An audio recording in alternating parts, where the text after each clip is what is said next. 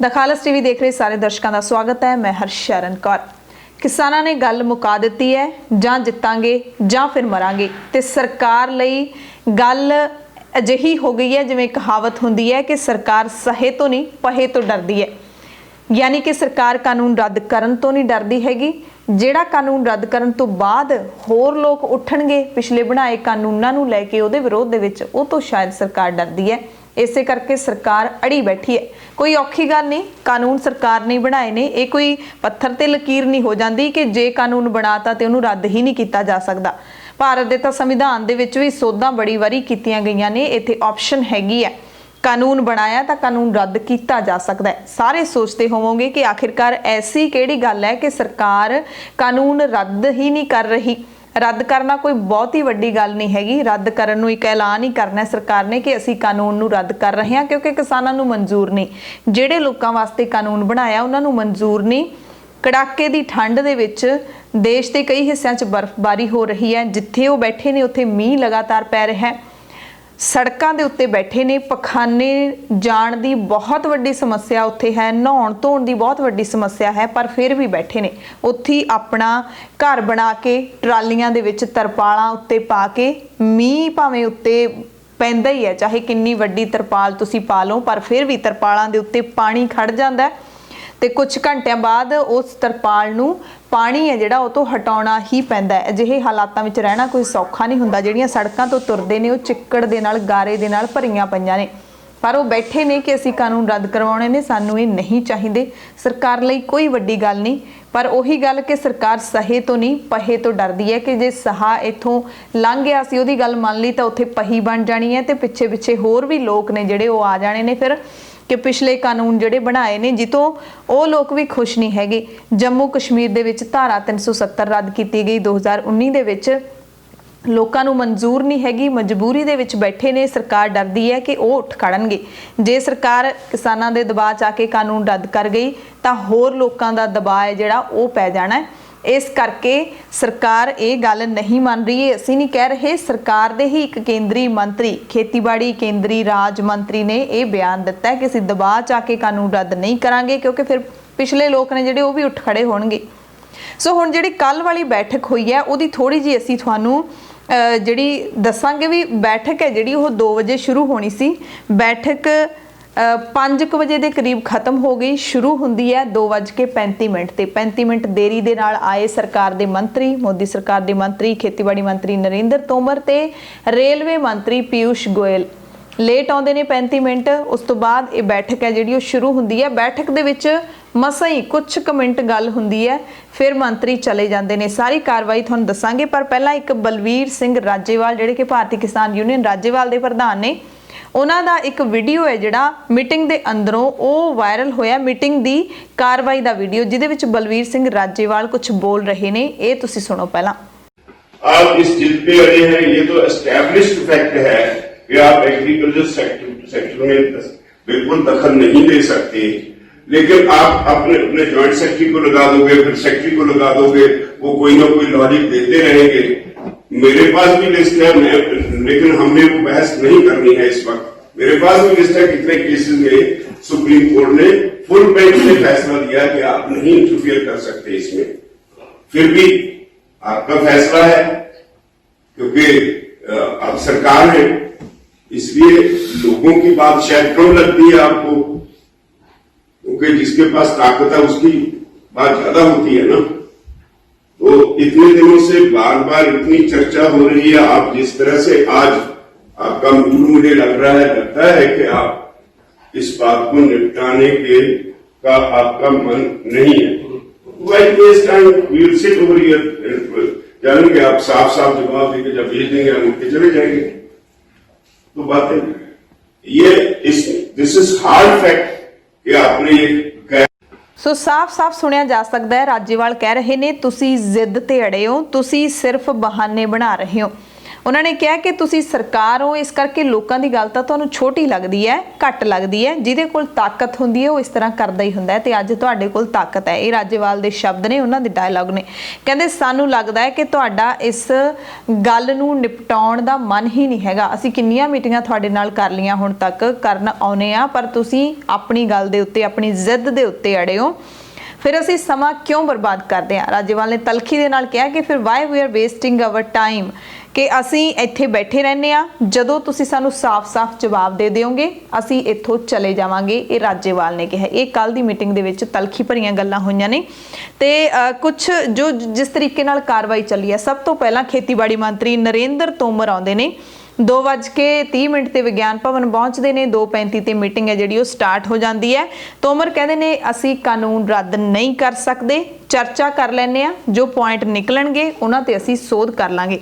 ਉਸ ਤੋਂ ਬਾਅਦ ਬਲਵੀਰ ਸਿੰਘ ਰਾਜੇਵਾਲ ਗੁੱਸੇ ਦੇ ਵਿੱਚ ਬੋਲੇ ਨੇ, ਆਹ ਚੀਜ਼ ਬੋਲੇ ਨੇ ਜਿਹੜੀ ਇਹ ਹੁਣੇ ਅਸੀਂ ਤੁਹਾਨੂੰ ਸੁਣਾਈ ਹੈਗੀ ਹੈ।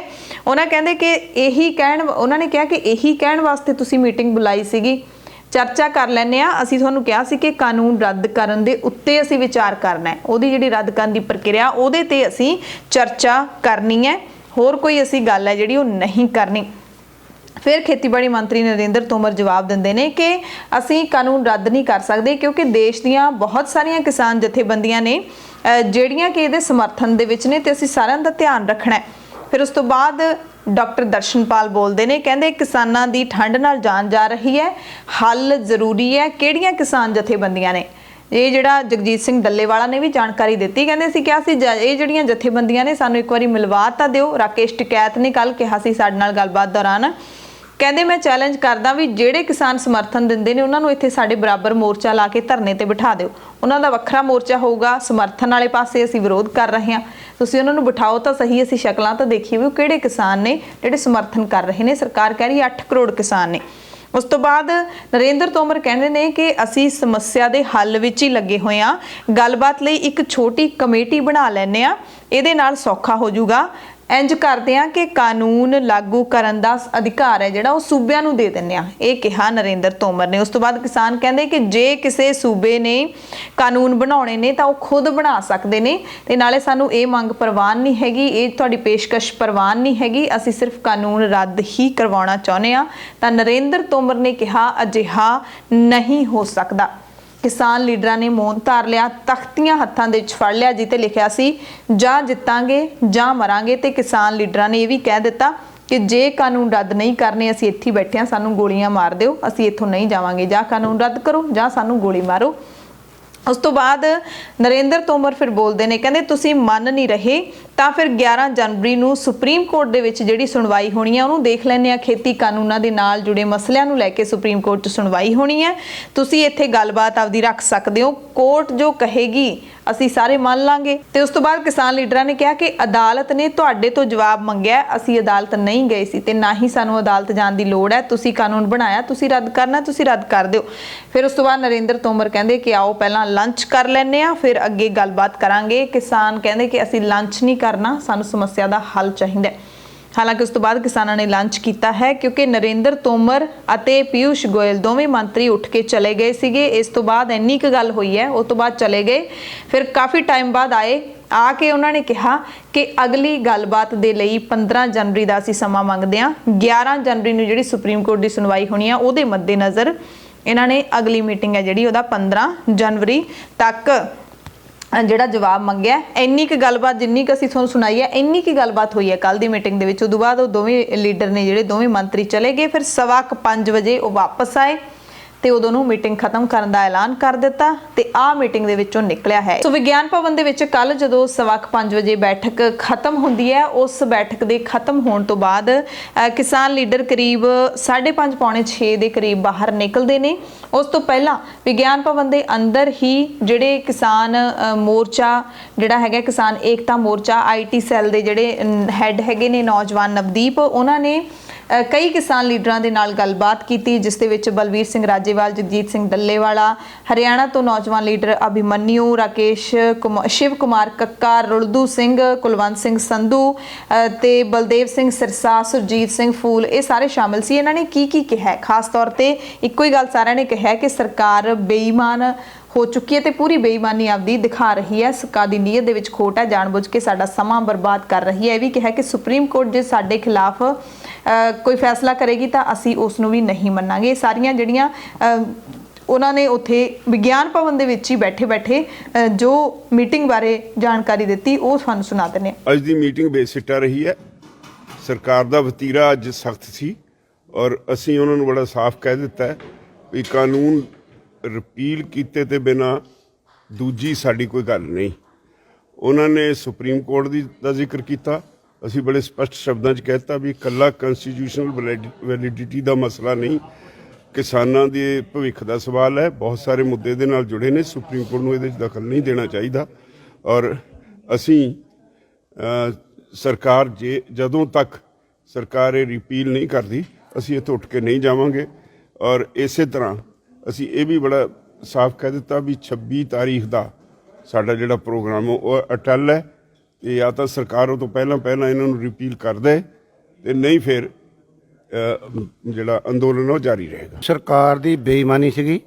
ਪਿਛਲੀ ਮੀਟਿੰਗ ਵਿੱਚ ਸਾਨੂੰ ਨਹੀਂ ਕਿਹਾ ਸੀਗਾ ਕਿ ਇਹ ਤਿੰਨਾਂ ਕਾਨੂੰਨਾਂ ਬਾਰੇ ਸਾਨੂੰ ਕਈ ਲੋਕਾਂ ਨਾਲ ਵਿਚਾਰ ਵਟਾਂਦਰਾ ਕਰਨਾ ਪੈਣਾ।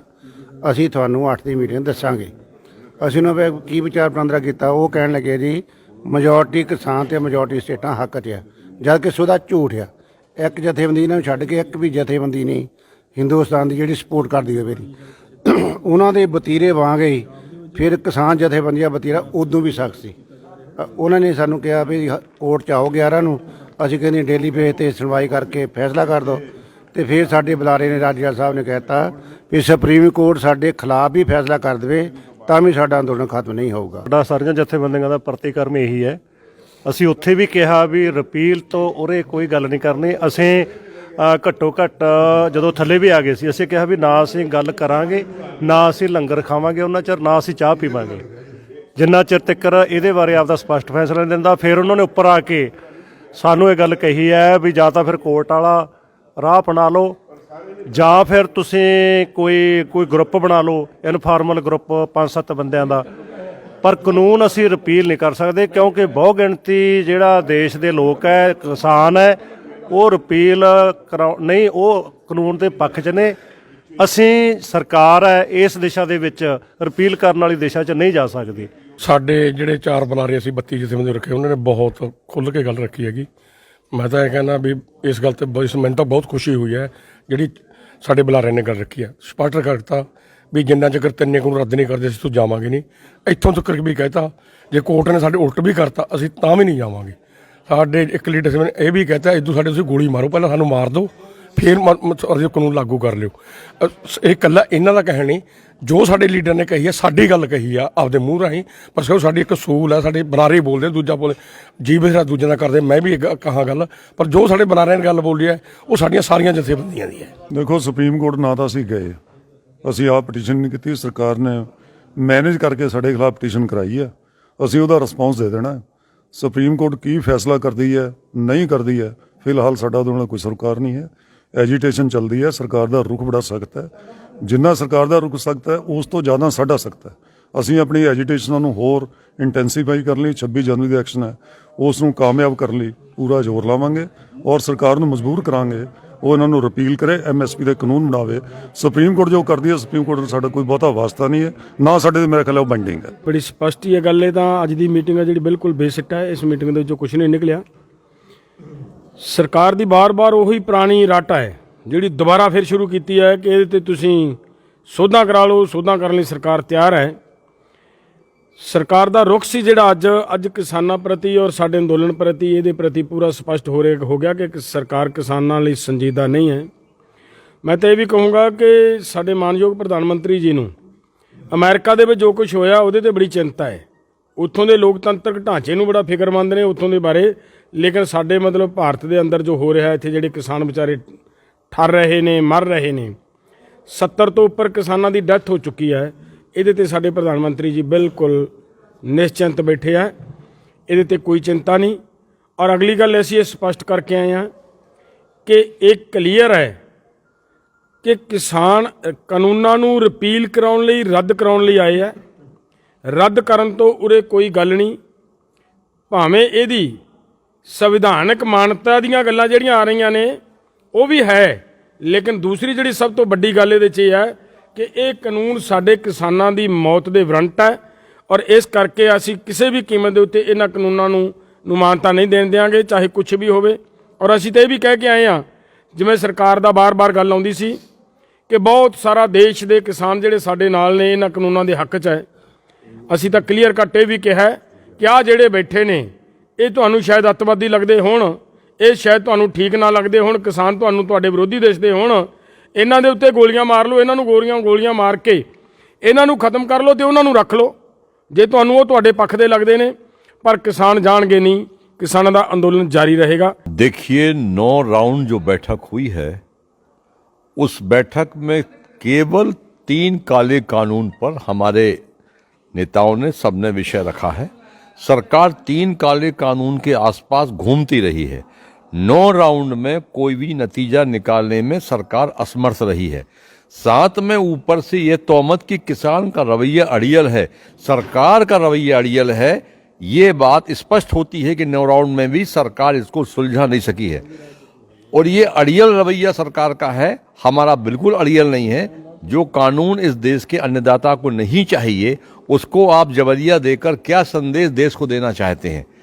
आज भी वही वार्ता हुई है, वही चर्चा हुई है, सरकार ने उसी बात को फिर से रखा है, उसको हम लोगों ने नकार दिया है और स्पष्ट संदेश दे दिया है कि जब तक ये 3 काले कानून आप रद्द नहीं करेंगे आंदोलन हमारा चलता रहेगा। 70 किसान हम खो चुके हैं और कितनी लाशें आपको चाहिए ये हमने सरकार को कहा है।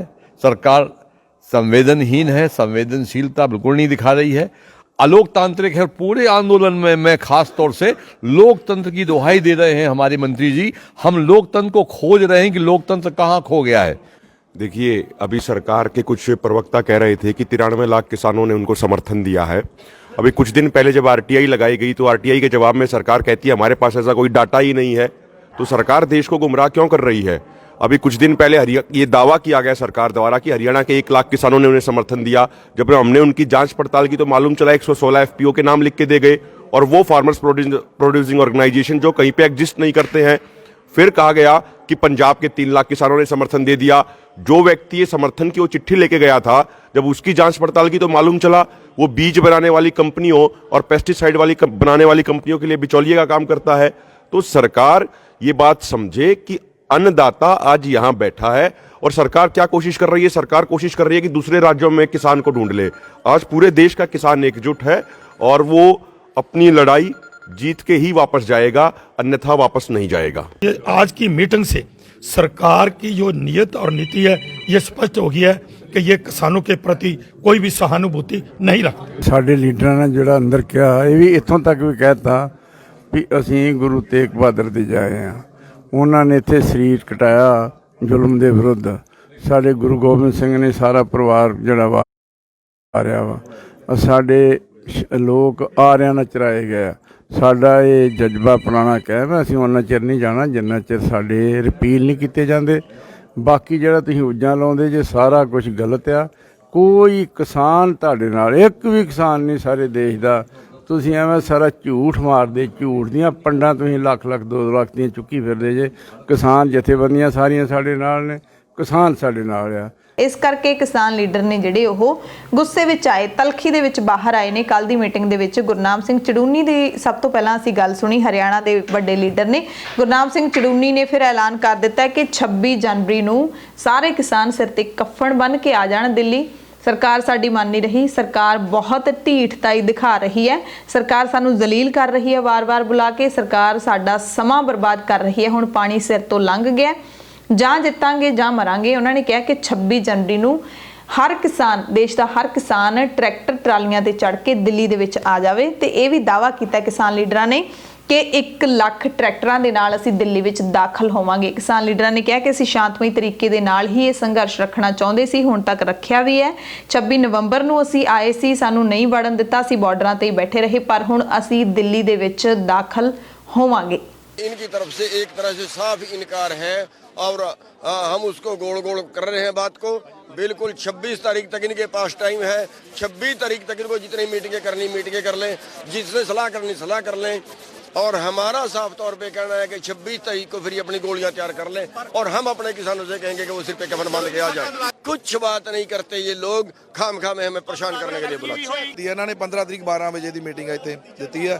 ਦੇਖੋ ਸਰਕਾਰ ਕਿਹੜਾ ਰੰਗ ਲਿਆਉਂਦੀ ਹੈ, ਪਰ ਮੈਨੂੰ ਐ ਲੱਗਿਆ ਪਰਸਨਲ ਤੌਰ ਤੇ ਵੀ ਇਹ ਕੋਰਟ ਦਾ ਰਸਤਾ ਵੀ ਦੇਖ ਰਹੇ ਆ। ਜਿਹੜੀ 11 ਤਰੀਕ ਨੂੰ ਕੋਰਟ ਦੇ ਵੀ ਸੁਣਵਾਈ ਹੈ, ਉਹਦੇ ਵੱਲ ਵੀ ਸਰਕਾਰ ਦੀ ਨਿਗਾਹ ਹੈਗੀ ਹੈ। ਕਿਸਾਨ ਲੀਡਰਾਂ ਦੇ ਕੋਲ ਕੀ ਤਿਆਰੀ ਹੈ ਕੋਰਟ ਦੀ ਲੜਾਈ ਲੜਨ ਦੀ, ਕਿੰਨੀ ਕੁ ਤਿਆਰੀ ਤੁਸੀਂ ਕਰ ਰਹੇ ਹੋ? ਅਸੀਂ ਮੰਨਣਾ ਹੀ ਨਹੀਂ ਜੀ ਕੁਛ।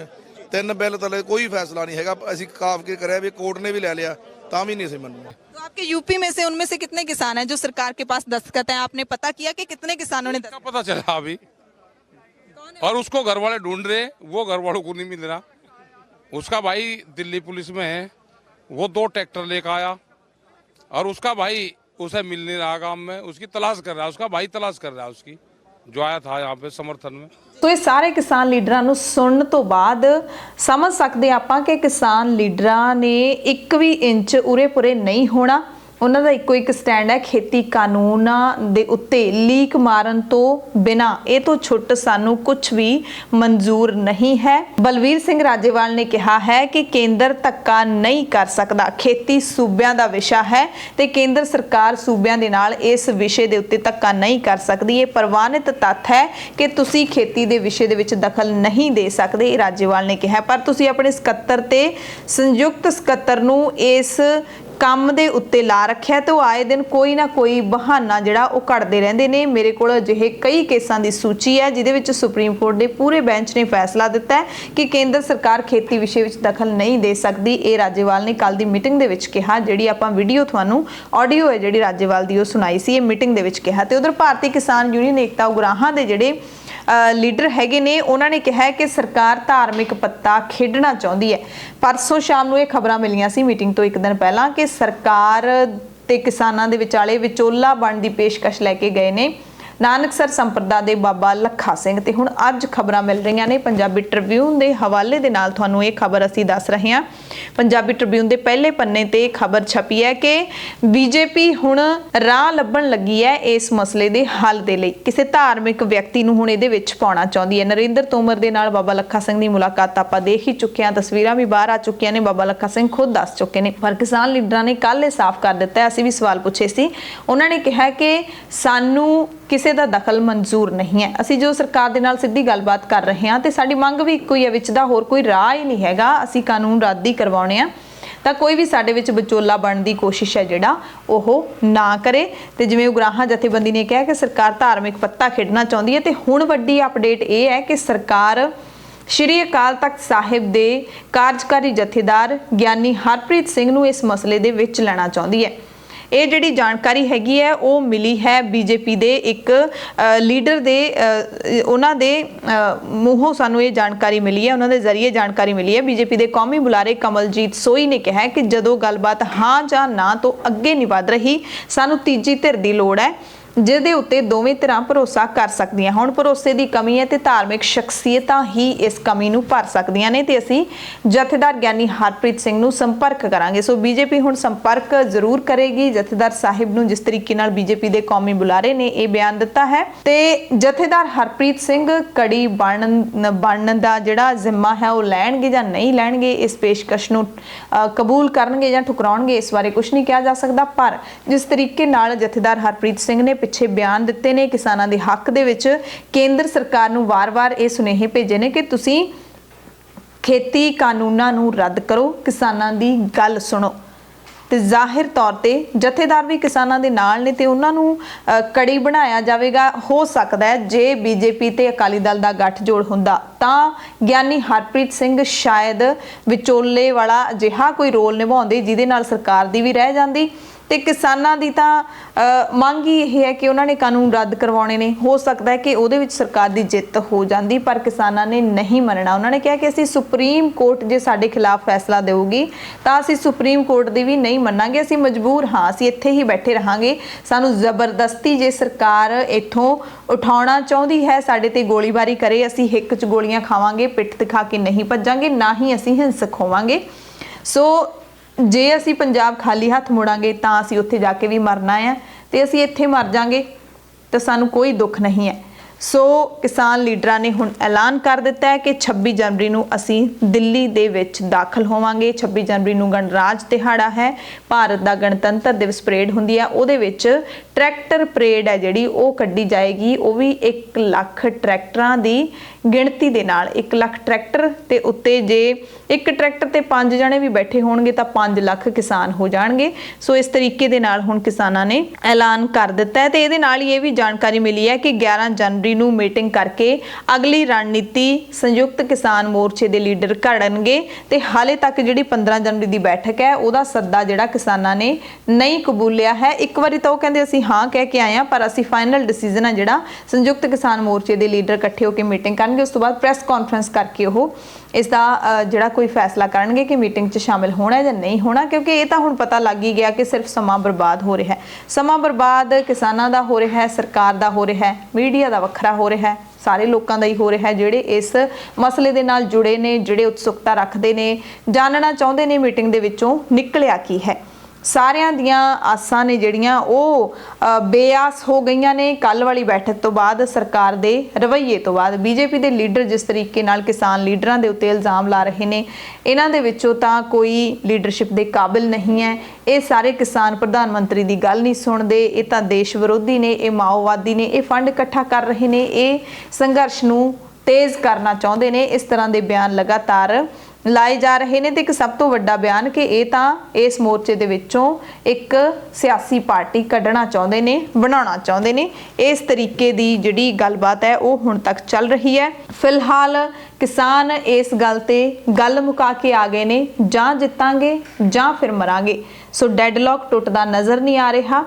ਹੁਣ ਵੀ ਇਹੀ ਡੈਡਲੌਕ ਬਣਿਆ ਹੋਇਆ ਹੈ। ਸਰਕਾਰ ਆਖਿਰਕਾਰ ਕਿਸਾਨਾਂ ਦੀ ਗੱਲ ਮੰਨ ਕਿਉਂ ਨਹੀਂ ਰਹੀ, ਇਸ ਗੱਲ ਨੂੰ ਲੈ ਕੇ ਸਾਰੇ ਵਿਚਲਿਤ ਨੇ। ਸੋਸ਼ਲ ਮੀਡੀਆ ਹੋਵੇ ਜਾਂ ਫਿਰ ਮੋਰਚਿਆਂ ਦੇ ਵਿੱਚ ਡਟੇ ਕਿਸਾਨ ਹੋਣ, ਵਿਦੇਸ਼ਾਂ ਦੇ ਵਿੱਚ ਬੈਠੇ ਪੰਜਾਬੀ ਲੋਕ ਹੋਣ ਜਾਂ ਫਿਰ ਵਿਦੇਸ਼ੀ ਲੋਕ ਹੋਣ, ਸਾਰੇ ਇਸ ਮੁੱਦੇ ਦੇ ਨਾਲ ਹੁਣ ਕੰਸਰਨ ਰੱਖਦੇ ਨੇ, ਇਸ ਮੁੱਦੇ ਨਾਲ ਜੁੜੀ ਜਾਣਕਾਰੀ ਲੈਣਾ ਚਾਹੁੰਦੇ ਨੇ ਤੇ ਸਰਕਾਰ ਦੇ ਰਵੱਈਏ ਤੋਂ, ਅੜੀਅਲ ਰਵੱਈਏ ਤੋਂ ਹੈਰਾਨ ਨੇ, ਪਰੇਸ਼ਾਨ ਵੀ ਨੇ ਕਿ ਅੰਨਦਾਤਾ ਜਿਹੜਾ ਸਾਰਿਆਂ ਦਾ ਢਿੱਡ ਭਰਦਾ ਹੈ, ਪ੍ਰਧਾਨ ਮੰਤਰੀ ਵੀ ਉਹੀ ਅੰਨ ਖਾਂਦੇ ਨੇ, ਖੇਤੀਬਾੜੀ ਮੰਤਰੀ ਵੀ ਉਹੀ ਅੰਨ ਖਾਂਦੇ ਨੇ, ਪਰ ਫਿਰ ਵੀ ਗੱਲ ਮੰਨਣ ਨੂੰ ਤਿਆਰ ਨਹੀਂ ਹੈਗੇ। ਆਖਿਰਕਾਰ ਸਮੱਸਿਆ ਕੀ ਹੈ?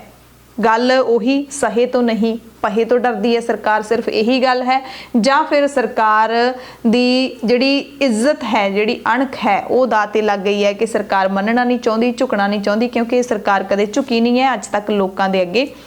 7ਵਾਂ ਸਾਲ ਹੈ ਜਿਹੜਾ ਸਰਕਾਰ ਨੂੰ ਉਹ ਸ਼ੁਰੂ ਹੋ ਗਿਆ ਹੈਗਾ। ਦੂਸਰੇ ਕਾਰਜਕਾਲ ਦੇ ਵਿੱਚ ਵੀ ਸੇਮ ਸਰਕਾਰ ਹੈਗੀ ਹੈ ਤੇ ਹੁਣ ਤੱਕ ਜਿੰਨੇ ਵੀ ਕਾਨੂੰਨ ਬਣਾਏ, ਲੋਕ ਬੋਲਦੇ ਨੇ, ਵਿਰੋਧ ਕਰਦੇ ਨੇ, ਪਰ ਲੋਕ ਬਹਿ ਜਾਂਦੇ ਸੀ, ਪਰ ਇਹ ਲੋਕ ਬੈਠਣ ਨੂੰ ਤਿਆਰ ਨਹੀਂ ਹੈਗੇ, ਕਿਉਂਕਿ ਗੱਲ ਕਹਿੰਦੇ ਸਾਡੀ ਹੋਂਦ ਦੀ ਆ ਗਈ ਹੈ, ਸਾਡੀ ਹੋਂਦ ਖਤਮ ਕਰਨ ਦੀ ਕੋਸ਼ਿਸ਼ ਕੀਤੀ ਜਾ ਰਹੀ ਹੈ। ਸੋ ਇਸ ਸਾਰੇ ਮਾਹੌਲ ਦੇ ਵਿੱਚ ਵੱਡਾ ਸਵਾਲ ਇਹੀ ਹੈ ਕਿ ਆਖਿਰਕਾਰ ਇਹ ਡੈਡਲੌਕ ਖਤਮ ਕਿਵੇਂ ਹੋਏਗਾ ਤੇ ਕਦੋਂ ਹੋਏਗਾ? ਸਰਕਾਰ ਅੜ ਗਈ ਹੈ, ਕਿਸਾਨ ਆਪਣੀ ਮੰਗ ਦੇ ਉੱਤੇ ਡਟੇ ਹੋਏ ਨੇ। ਆਖਿਰਕਾਰ ਇਹਦਾ ਹੱਲ ਕੀ ਨਿਕਲੇਗਾ? ਕੀ ਸਰਕਾਰ ਹਿੰਸਾ ਕਰੇਗੀ? ਸਰਕਾਰ ਇਥੋਂ ਕਿਸਾਨਾਂ ਨੂੰ ਉਠਾਉਣਾ ਚਾਹੁੰਦੀ ਹੈ ਪਰ ਕਿਸਾਨ ਨਹੀਂ ਉੱਠਣਾ ਚਾਹੁੰਦੇ। ਆਖਿਰਕਾਰ ਅੰਤ ਕਿੱਥੇ ਜਾ ਕੇ ਹੋਏਗਾ? ਤੇ ਇਸ ਸੰਘਰਸ਼ ਦੇ ਦਰਮਿਆਨ ਦੇਸ਼ ਨੂੰ ਆਰਥਿਕ ਤੌਰ ਤੇ ਕਰੋੜਾਂ ਦਾ ਰੋਜ਼ਾਨਾ ਜਿਹੜਾ ਨੁਕਸਾਨ ਹੋ ਰਿਹਾ ਹੈ, ਉਹਦੇ ਲਈ ਜ਼ਿੰਮੇਵਾਰ ਕੌਣ ਹੈ? ਇੰਨੇ ਕਿਸਾਨਾਂ ਦੀਆਂ ਮੌਤਾਂ ਹੋ ਰਹੀਆਂ ਨੇ, ਉਹਦੇ ਲਈ ਜ਼ਿੰਮੇਵਾਰ ਕੌਣ ਹੈ? ਸਰਕਾਰ ਕਿਸਾਨਾਂ ਨੂੰ ਜ਼ਿੰਮੇਵਾਰ ਦੱਸ ਰਹੀ ਹੈ, ਕਿਸਾਨ ਸਰਕਾਰ ਨੂੰ ਜ਼ਿੰਮੇਵਾਰ ਦੱਸ ਰਹੇ ਨੇ। ਆਖਿਰਕਾਰ ਹੱਲ ਕੀ ਹੋਏਗਾ? ਇਸ ਸਵਾਲ ਨੂੰ ਲੈ ਕੇ ਸਾਰੇ ਪਰੇਸ਼ਾਨ ਨੇ ਤੇ ਕਿਸਾਨਾਂ ਦਾ ਹੁਣ ਇੱਕੋ ਇੱਕ ਨਾਰਾ ਬਣ ਗਿਆ, ਜਾਂ ਮਰਾਂਗੇ ਜਾਂ ਜਿੱਤਾਂਗੇ। ਧੰਨਵਾਦ।